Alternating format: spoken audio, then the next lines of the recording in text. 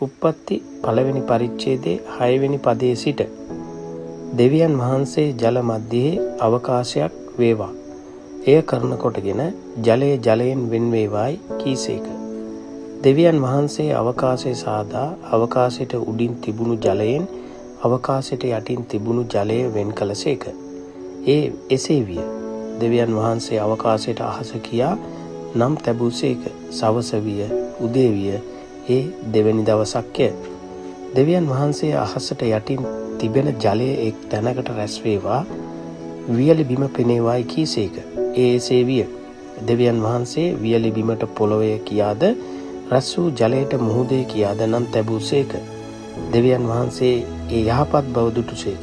දෙවියන් වහන්සේ පොළොව වනාහි තෘණද බීජ උපෝදවන පලාද ඒ වර්ග ලෙස ඵල දරන බීජ සහිත ඵල වෘක්ෂද පොළොව පිට හටගත්වායි කීසේක. එසේ විය. තෘණද ඒ වර්ග ලෙස බීජ උපෝදවන පලාද ඒ වර්ග ලෙස බීජ සහිත ඵල දරන වෘක්ෂද පොළොවෙන් හටගත්සේක. දෙවියන් වහන්සේ ඒ යහපත් බව දුටුසේක. සවස විය, උදේ විය. ඒ තුන්වෙනි දවසක්ය.